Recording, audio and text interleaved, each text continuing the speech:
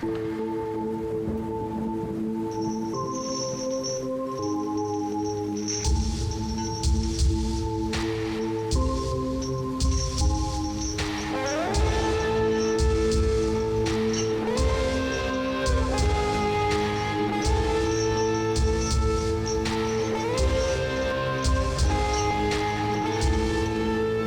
horrible library.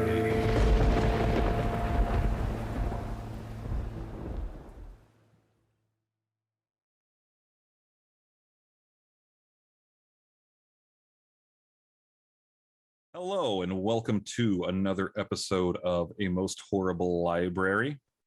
I'm your host, Chris Saunders. And I'm your other host, Shawn Charles Baker. And this is the weekly podcast where we like to talk about all things horror from a literary angle. Everything from comic books, graphic novels, going into actual prose novels and everything that falls in between the deep, dark, and dirty cracks of horror. Nice, well said. So we got a couple cool things to talk about with you all today. Shawn, you were saying that you have a book that you have recently completed reading. Oh yeah, so I had to give you a weird setup. I talked about Stephen Graham Jones' novels, The Only Good Indians and Night of the Mannequin last year. I read both. Those both came out in 2020. I read them both in 2020. Those were my first Stephen Graham Jones novels. I loved both, especially Night of the Mannequin.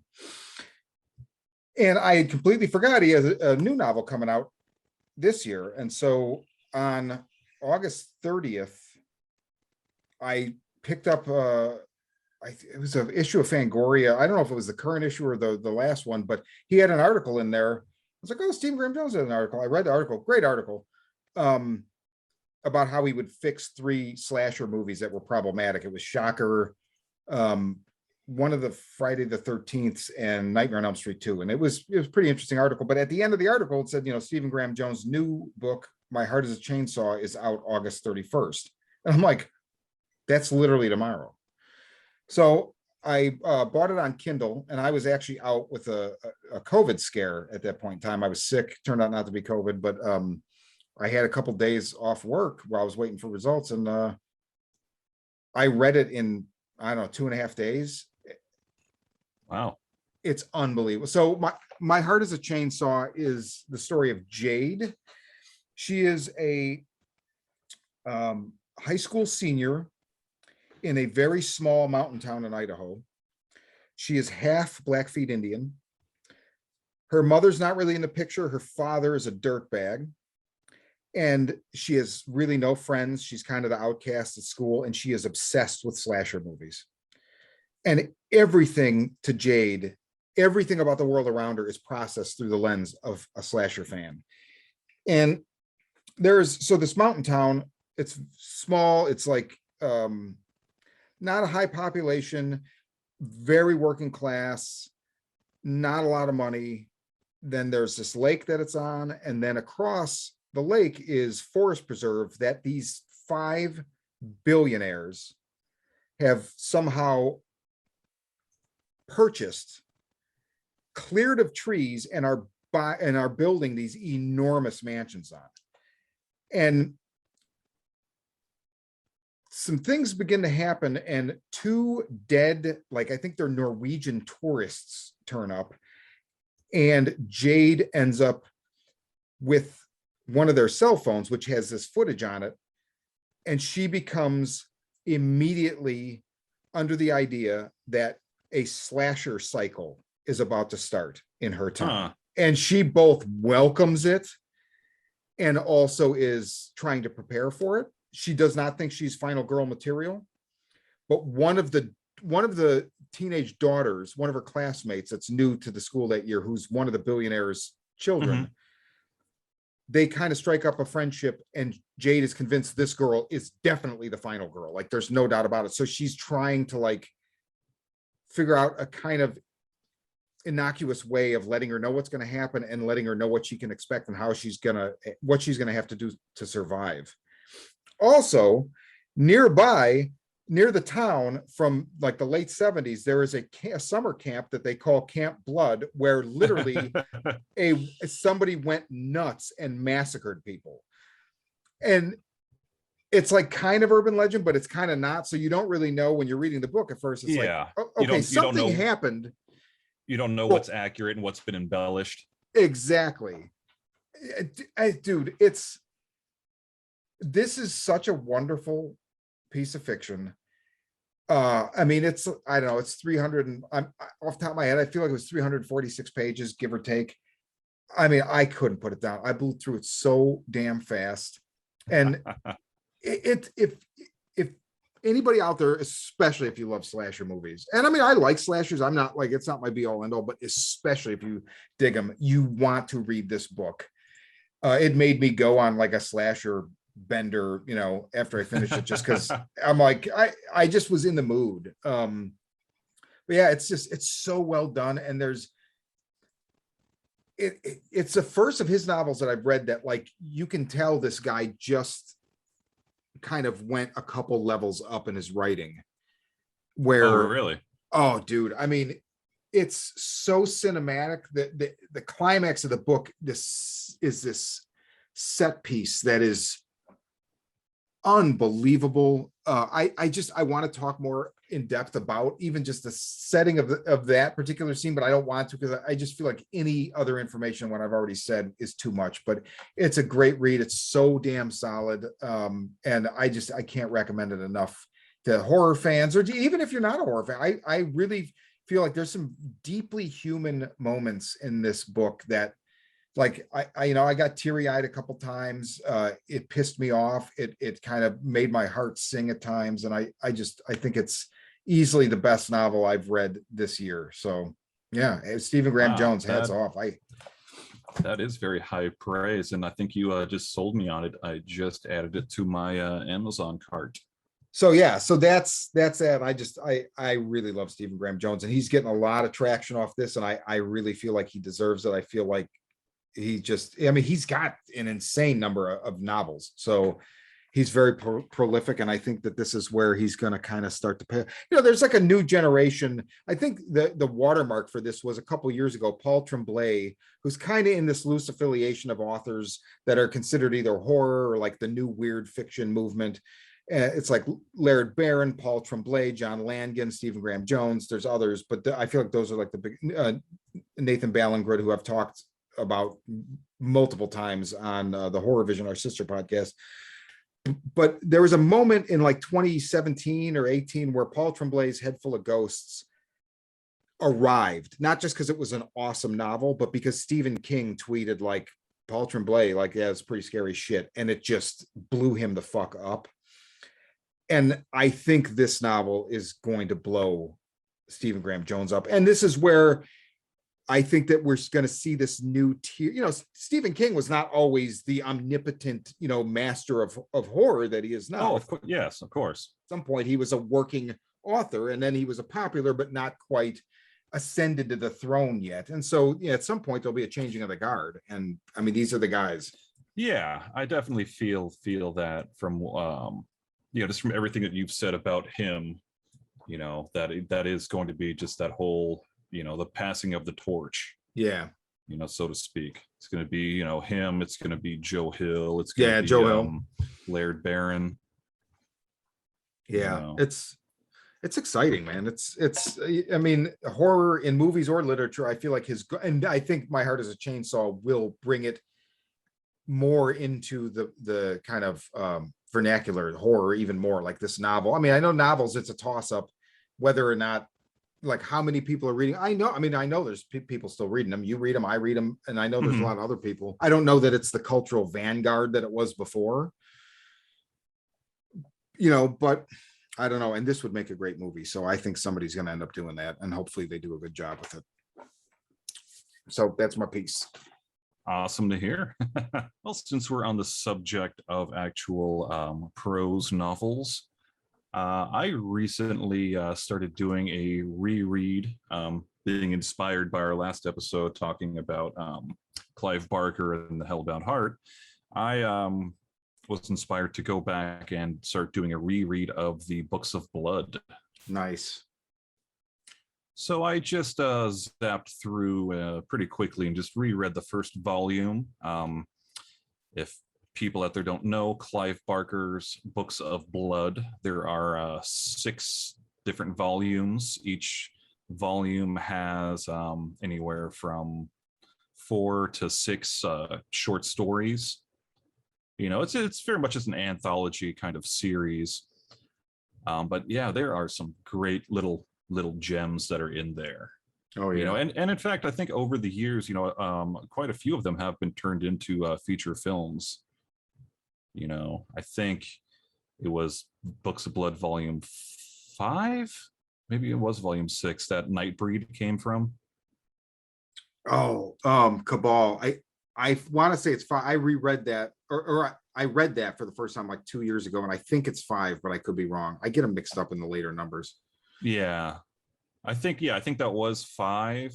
No, actually, shit, I think that was 4. And it was repackaged because originally Cabal, like I would always see it as just Cabal. Yeah.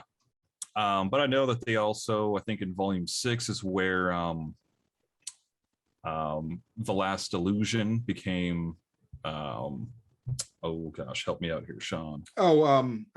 Master of, is it Master of Illusions? Yeah, Master of no, Lord of Illusions. Lord of Illusions. That's Lord it, of Illusions. Yeah, with the ever fantastic Scott Bakula. Yeah, I haven't seen like that forever.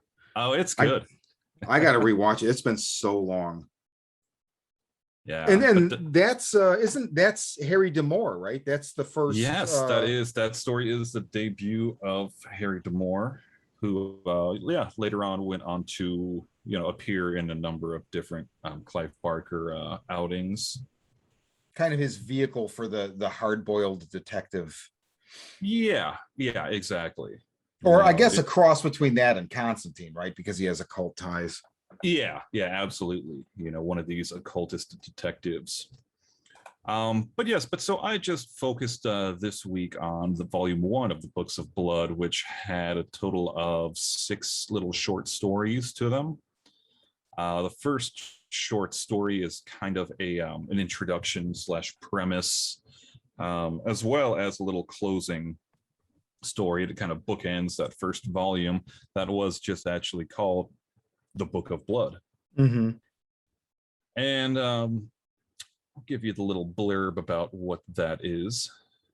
So in this story, the story mentions that the afterlife involves highways of the dead, and that they sometimes intersect with the living world. So there's this woman named Mary. She's like a psychic researcher, which did not know that those were actual things, but I'm willing to go along with it. She's employed a quack medium named Simon to investigate a haunted house. Mary, the researcher, she knows that Simon is a fraud, but she's desperate to believe in the supernatural, and also she secretly lusts after the young man.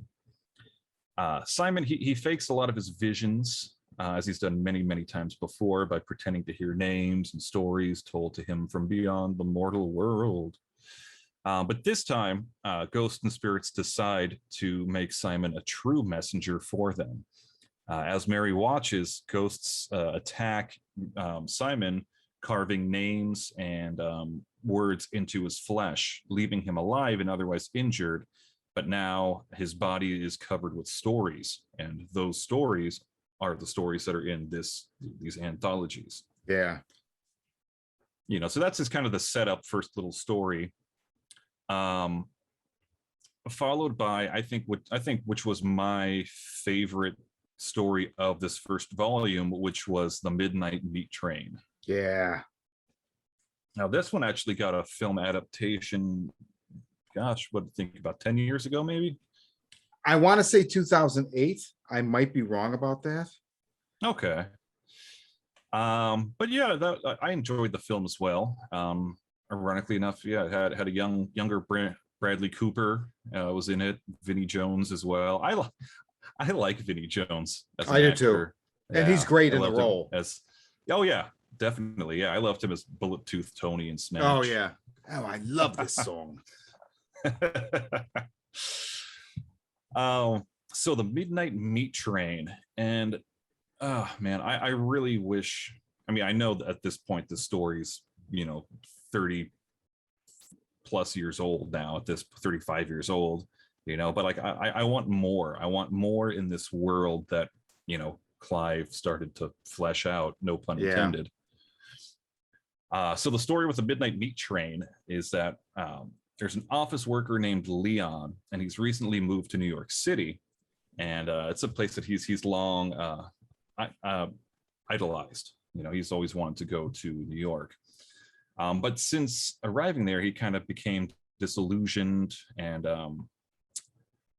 he just starts seeing the kind of just the dirt and depravity of the city, just like any other. He realized that New York's not as great as he thought it was or would be. Meanwhile, there is another man going around the city. His name's Mahogany, and he's basically killing people on these subway trains. And he identifies himself as the butcher, and he is in pursuit of fresh meat.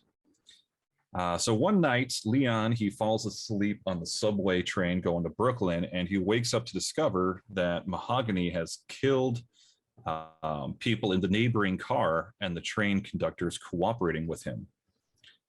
Basically, long story short, Leon ends up kind of confronting Mahogany, and they end up getting into a scuffle. Leon kills Mahogany in self-defense, and at that same time, the train arrives at a secret station where these ancient and withered humans board the subway train and start to consume the bodies. The creatures are otherwise known as the City Fathers, and they are the secret rulers of New York for centuries. They are the people who founded and initially built the city, and they eventually present Leon with they present him to the incomprehensible Father of Fathers, who has lived there in New York since the time of the first humans in America, actually before the time of the first humans in America, if I'm remembering. One of them then pulls out Leon's tongue, stating that he will serve in silence, and recruits him to become the new butcher, being tasked with bringing them fresh meat. Basically, Leon ends up passing out. Conductor announces that the next destination was home. He wakes up a little bit later on into a pristine subway station and is helped off the train as the various cleaning crews of the mornings show up to basically cover up all the events from the subway the previous night. And the conductor says that, he has a lot to learn before he begins his job that evening. Presents him to the cleaners, who look on him with this kind of sense of like reverence almost. He basically exits the stations into the early morning, right as the city's kind of waking up. He falls down on his knees and he kisses the ground and swears his loyalty to the city. And I always just thought that was such an awesome story. The story of, basically what this, there's a local serial killer in a, huge city of millions and millions of people, but you find out that he's not doing it for his own personal pleasure or anything weird. He's doing it because that is his job. Yeah. That is the job that the city has essentially dictated to him.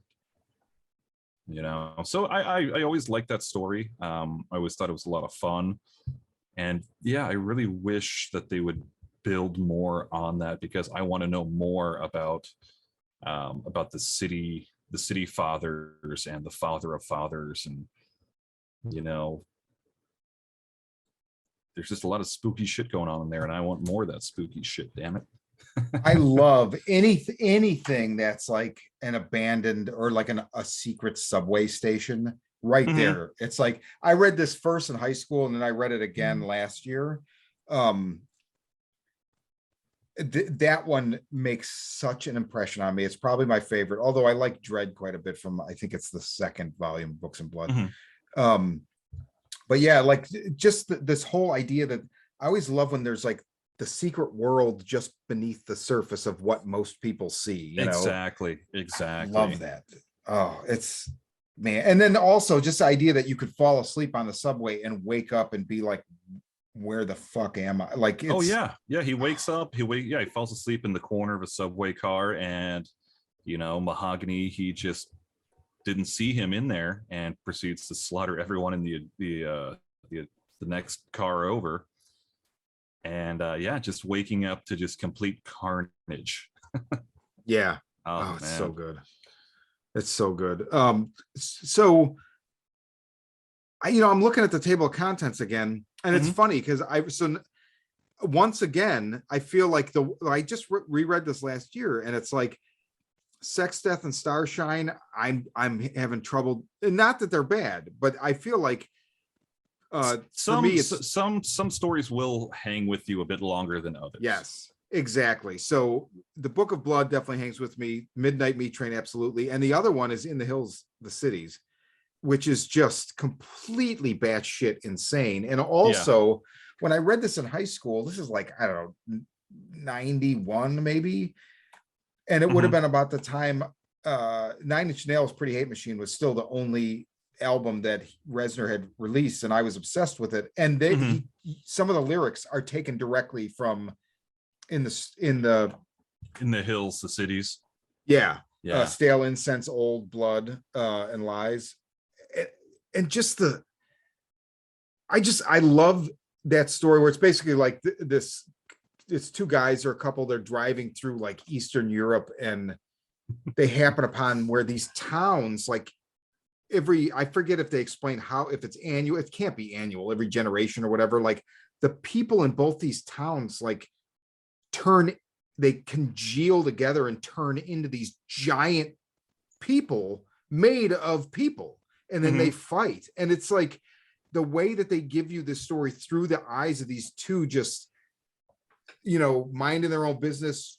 Oh, we should have turned back there. I told you this road wasn't going to get us where they're going from one tourist destination to another, or whatever it is, sightseeing in the country roads, and they stumble across this, and it's just it's one of those stories where when I read it, I'm like, how the fuck did you come up with this idea? Oh yeah. It's just so cool. I mean, and there's just a lot of really like fucked up parts of that story too. There's a whole part where so the big giant made up of people, and I say giant, I don't mean like like a really like Andre the Giant, like a really tall dude. This is like stories. They say like skyscrapers high. They say that oh gosh, let's see, where was it? I mean, there's like tens of thousands of people that make up this insanely large giant. But there's a part in there where they talk about that, like come nightfall, most of the people who make up the giant have died from exhaustion, but the giant itself, it just keeps continuing to walk. Oh yeah, that's right. Oh god, dude. Again, like just the conceptually, it's so out there. I love it. Oh yeah, god, yeah, that's a wild one. That's so good, so good. Another good one in there, which I thought was a good little palate cleanser, was the Yattering and Jack. I knew you were going to say that. Yes, because it's very much a comedy. It's the very comedic little short story. Yeah. About a guy named Jack, who he's a pickle importer, and he's being haunted by a minor demon that's called the Yattering. The demon, he's commanded to haunt Jack at the behest of Beelzebub, because at some point one of Jack's ancestors reneged on a pact that they made with Beelzebub. But the Yattering, he gets frustrated when like all of its efforts to drive him insane are just answered with good cheer and just apparent obliviousness. But unknown to the Yattering, Jack is purposely ignoring the demon in order to simultaneously frustrate it and to maintain his own sanity. The Yattering, it subjects him to more and more increasingly severe different kind of torments, from killing his family's cats to terrorizing his family. But all the efforts end up failing. Eventually, Jackie ends up tricking the Yattering into violating its orders, and that allows Jack to take advantage of a loophole and make the Yattering his own personal slave. And it's such a funny, just little twist, because like you don't really feel, you know, any of the kind of comedy coming until, you know, you're already, you know, maybe a third of the way in, and then just starts getting just hilarious from there. I was going to say, you know, looking into it a little bit more, and I didn't know this, I'm going to have to go back and watch it now, but they turned this into an episode of Tales from the Dark Side. Yeah. It was season 4, episode 7, debuted November 8th, 1987. Gosh, so yeah, I missed that one by a mile. I'd love to know if they play with the comedic elements of it. Also, doesn't this, it feels like a Constantine story in a way. Like there's yes, no, the way no, he no, no. tricks him. Absolutely. Yeah. Just that whole kind of playing dumb, you know, but really he's just been calculating the whole time. Yeah. And just, you know, and just having general tomfoolery with a demon. Yeah, definitely. You know what I'll try to do? I will try to track down this episode, and I'll try to see if I can't pop a clip into our Instagram stories. There you go. This episode, that's awesome. Drops. Yeah, I'll see if I can track that down. Let me see. Kind of okay. There's a couple other stories, but I'll wrap it up with just this one more, which was the Pig Blood Blues. I thought this was a really, really interesting story. Basically, it is about this retired. Maybe he wasn't retired. He was just a former policeman named Redman. He starts working at a borstal, which is it's a type of like youth detention center in the UK, kind of like juvenile hall, pretty much. And he ends up uncovering a deadly secret involving a boy named Lacey, and Lacey's claims that a missing boy named Hennessy is not actually missing.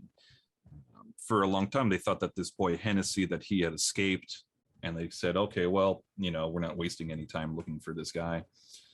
But in reality, he died, and his ghost is now haunting this juvenile hall. But the more and more as Redman investigates, he discovers that the ghost has been possessing this enormous pig in a pigsty, and essentially a lot of the other boys kind of become this weird cult of the pig kind of thing to sacrifice other people to their new pig god, you know, that is just the ghost. It's fucked up. It's so fucked up. It is what it's.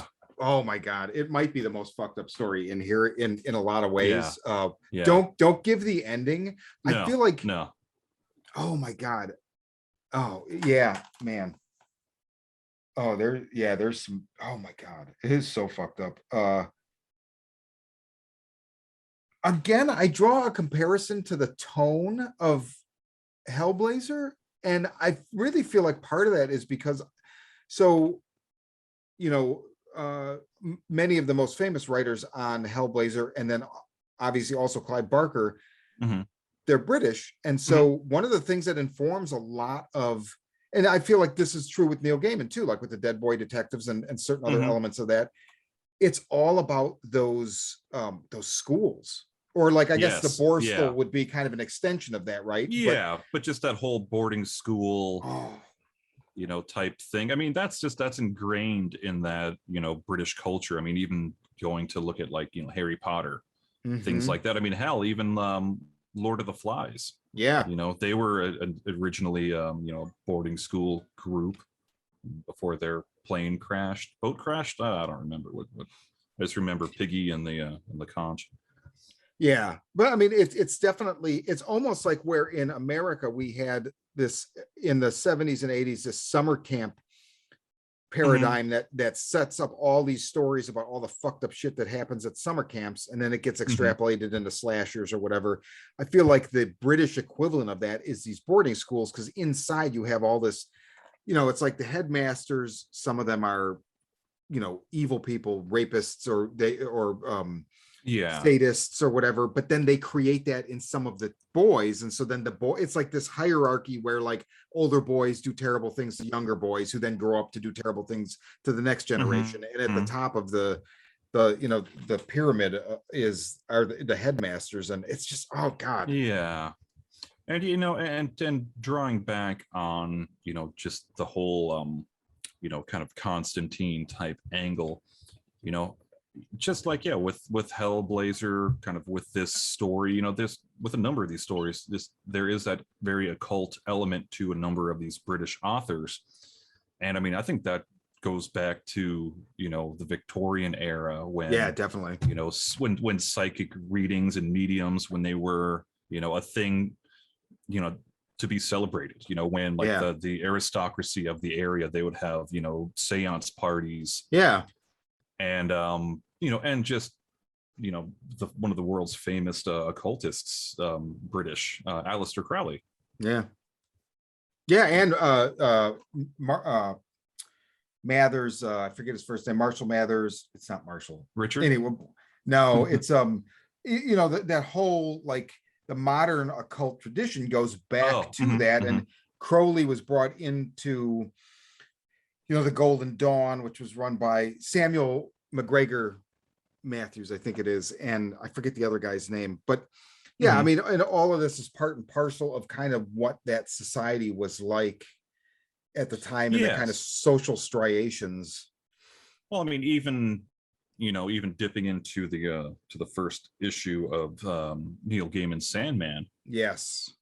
That is Roderick just Burgess. Yeah, that is that exact same kind of vibe. It is these rich, affluent, noblemen to an extent. The upper class, men of resources and men of power, who just would do all this kind of research into all sorts of weird occult shit just to try to gain more power for themselves, or immortality, or who knows what else. It's interesting to see how Barker and Gaiman and Delano, like through these guys, that kind of what is ultimately kind of a stuffier, kind of old school version of this occultism kind of crept into the new age that started after punk, and then eventually like even that starts to turn around, and you get guys like Peter J. Carroll, who really did away with that kind of Order of the Golden Dawn staunch stuffy occultism, and that's where the chaos magic comes in, and it becomes very modern, and you get like guys like Burroughs and Brian Geisen and to some degree Genesis P. Orridge, and how they influence this whole different take of like, oh, okay, well, all the costume and the ornamentation and whatever is really not necessarily needed. It's just a way to kind of dial your mind in for this, what this practice, this ritual, or whatever you're going to do. And then because I mean, like with that kind of person too, they are looking at these rituals as actual rituals. Do you need the funny hat? Do you need the robes? No, you don't. Right. But it says right here that this is the way it's been done for tradition, and we are British, we are traditionalists, this is how we must do it. Yes, stiff upper lip. Yeah, exactly. You're gonna put your bottle of Raven's blood and fucking Eyes of Newt, in the proper order, along with the salad forks and the various spoons. Everything has to be correct. Otherwise, you're gonna yell at your first footman who did not do his job correctly. Right. He'll be sent back down to the servants' quarters. Have you ever read Grant Morrison's The Invisibles? I have, a long time ago. That's always, it's been a long time since I've reread it, but that is one where I feel like he really, as far as comics at least, took that, what we're talking about, and just applied the kind of more modern chaos approach, and like it just made it something unlike anything else I've ever seen. And I love the old, I love the tone of those Neil Gaiman stories, or the Jamie Delano, or any of that stuff, the Barker. And then it just shows that there's multiple ways, to kind of have that mutate and go into new avenues. And I don't know, it's an interesting. So what else have you been reading there, Shawn? Well, Chris, I know both of us recently read the new hardcover Did You Hear What Eddie Gein Done by Harold Schechter and Eric Powell. Yes. This was a really, really good book. Yeah. I burned through it in one sitting. Basically, it is exactly what the title is. It is all about Ed Gein, the famous, I don't know, I wouldn't classify him as a serial killer. I think I think he's technically a serial killer because it was multiple victims over a prolonged period of time, right? With a kind of MO. It was only two victims, but I guess they found. Yes, but I guess because he was caught, you don't know how many more he could have gotten. So yeah, okay. Back in the 1950s,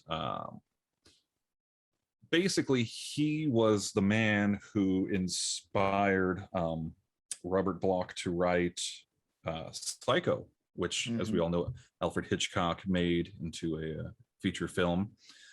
He also inspired the character of Leatherface in Texas Chainsaw Massacre and a whole slew of others.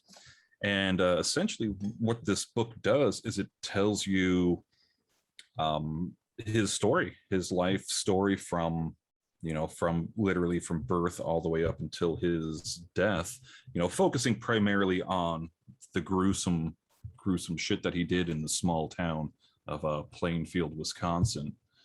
And that really shook, and it really changed the whole American horror zeitgeist. Yeah. Prior to Eddie Gein, everything was all actual monsters and vampires, werewolves, and aliens, and flying saucers from beyond. But then after his crimes came to light, it started turning into the devil that lives next door to you, and more the man is the real monster kind of thing. But so this was written by Harold Schechter, and I believe this is, please correct me if I am mistaken, but I think this is his first graphic novel that he wrote. Yes. Because prior to this, he's done just a series of just true crime nonfiction books, all about various serial killers, everything from H.H. Holmes to to the Zodiac killer, to Charles Manson, and the art is beautiful, paired up with Eric Powell, who is most well known for doing The Goon. And black and white book, excellently drawn. The story is very engrossing. What do you think, Shawn? Did you like this one? Oh my God. Talk about a match made in, well, hell, I guess. But so Harold Schechter, I've read a little bit of his stuff before, because serial killer stuff, I just don't go that way very often, because I need a little dash of fantasy. This stuff, like you said, this kind of, when horror kind of became more about man or humanity as a monster, and like people that live next door, what skeletons they might have in their closet, like that really gets under my skin. And especially being from the Midwest, and Wisconsin is, just a stone's throw away from where I grew up on the south side of Chicago. And this guy is like a boogeyman. Like Yeah. 100%, like I knew that name and his crimes before I even consciously know how. Looking back on it, I Yeah. knew. Yeah. I mean, for those people who don't know, so in the 1950s, Ed Gein, he would rob fresh graves, and he'd make use of these little bits of people to make just nets, just gross, just arts and crafts. At one point, I mean, It's true. yeah, It's true. he had a belt made from human nipples. He had lampshades and chair coverings with human skin. He was using the top of people's skulls as cereal bowls. Like he had a bunch of masks that he made from these different dead people, as well as even like full body suits. And I think that was part of the Yeah. inspiration of Buffalo Bill in Silence of the Lambs. Yes. Yeah, you're right. I was just thinking that too when you were describing that it's also like Silence of the Lambs, like Lecter and Buffalo Bill, like definitely drew, the Thomas Harris drew inspiration from this. Absolutely. Mm-hmm. I mean, so I had never understood how this had inspired Psycho exactly. And then now I get it, where it's like, oh, it's the mother relationship, right? And like, so it's just such a weird, oh man, I don't know. This book is, for lack of a better word, the guy was a ghoul. I think he was total, absolutely. That's like the Webster's dictionary definition of a ghoul. Yeah, absolutely.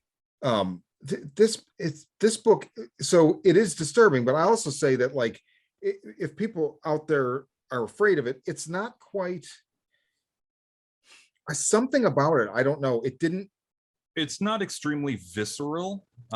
It's just it's very informative, and yes, it's just the sheer fact of the shockingness of his actions, more so than actually seeing any, because you really don't see any violence. You really don't see any kind of gore or anything like that. But it leaves a lot to your own imagination to fill in the blanks, and I think that's really what can what makes it interesting. Yeah, and also I say the title is interesting. The Did you hear what Eddie Gein done?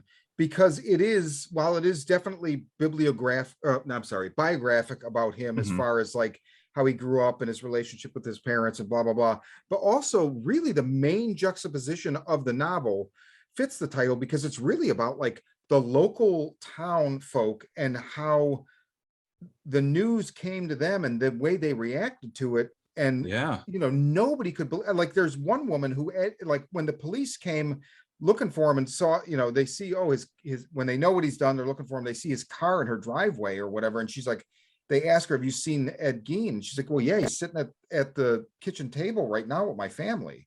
Yeah, like, he was somebody that, he lived on a farm, and he gave up trying to farm it after his brother moved away and his mom died, his dad died or whatever. So he would just work locally as a farmhand for other people's farms, because the town, it's all farm. Yeah. And so he knew these people, and they all thought he was a little weird, but like a lot of them were like, they couldn't believe it. Yeah. And I mean, I think that he's really the start of that whole classic story that you hear all the time now, is that oh, I never would have knew that about him. He was always very quiet, always kept to himself, very, very polite, just did not seem the type at all. But in his own private time, this is the weird shit that he was doing. And this is 1950s middle America. This is Mayberry, basically, for lack of a better term. I mean, so imagine the shock, of the nation when, Deputy Barney Fife discovers that, Otis has a belt made out of nipples. Like, that's like, that level of shock would have just, he finds Gomer Pyle's corpse. I mean, dude, in the corner of the shack. It's like, yeah, exactly. And I mean, and it's really good too that thanks to the writing and the research of Harold Schechter, you know, that this, for all intents and purposes, it is nonfiction. Oh yeah, Everything was 100%. researched, Yeah. was researched with due diligence. A lot of the you know, the quotes from the actual townspeople are actual quotes Yeah. lifted from interviews. Yeah. You know, but I really appreciated, you know, especially their notes in relation to forming the narrative of the story. Yeah. You know, there's a whole part in there with a reporter who goes to the town to you know, investigate what's going on in this small town for his newspaper. And they basically, he's a mashup of a number of different reporters. Yeah. You know, so they do little things like that. But with that being said, you know, 99% of it is fact, you know, with this a smidge of speculation for narrative Yeah. purposes, and a couple little mashups of, you know, some real life people into character. But it is, you know, if you're a true crime fan, I highly recommend this book. You know, Yeah, me it, too. it parts of it will sit with you for a while. Yeah, definitely. There's a in after reading this, I fell down a couple rabbit holes, and one thing that I read. So you know, the thing is, they never.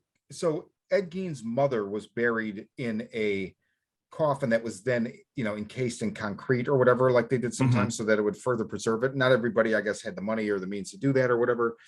So they never exhumed her body to see like if there was actually a body there or like, you know, whatever. And apparently at one point, Werner Herzog and documentary filmmaker Errol Morris Yes. talked about doing a documentary and digging up Ed Gein's mother.